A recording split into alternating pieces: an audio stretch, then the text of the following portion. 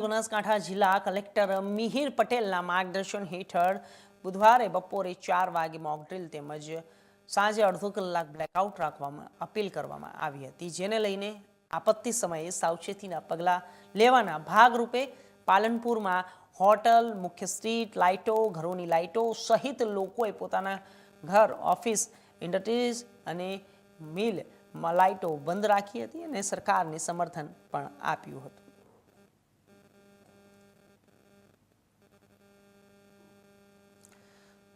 તો આપણે જણાવી દઈએ કે પાલનપુરમાં મોક ડ્રીલ અને બ્લેકઆઉટ પણ કરવામાં આવ્યું હતું. ભારત સરકારના અને સૂચનાથી માર્ગદર્શન હેઠળ મોક ડ્રીલનું આયોજન કરવામાં આવ્યું હતું, બ્લેકઆઉટ રાખવામાં આવ્યું હતું અને આ સાથે જ આપત્તિ સમયે સાવચેતીના પગલાં લેવાના ભાગરૂપે પાલનપુરમાં હોટલ, મુખ્ય સ્ટ્રીટ લાઇટો, ઘરોની લાઇટો સહિતના લોકોએ પોતાના ઘર, ઓફિસ, ઇન્ડસ્ટ્રીઝ, મિલ લાઇટો બંધ રાખીને સરકારને સમર્થન પણ આપ્યું હતું.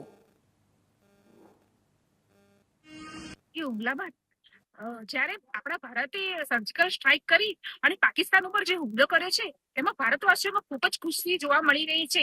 એક સિંદૂરની કિંમત આજે ભારતવાસીઓએ પાકિસ્તાનને બતાવી દીધી છે, જેમાં સાંજે મોક ડ્રીલ યોજાયા બાદ સાંજે રાત્રે દરમિયાન અંધારપટ જોવા મળ્યું છે, એટલે કે બ્લેકઆઉટ સમગ્ર પાલનપુરમાં જોવા મળ્યું છે. આપ જોઈ શકો છો કે સમગ્ર પાલનપુરમાં આજે બ્લેકઆઉટનો માહોલ જોવા મળી રહ્યો છે અને લોકોએ પોતાના શહેરમાં તેમજ ગામડાઓમાં અંધારપટ રાખી અને બ્લેકઆઉટનો નિયમનું પાલન કર્યું છે. ઉર્વશી વ્યાસ, ઇન્ડિયા ન્યૂઝ ગુજરાત, બનાસકાંઠા.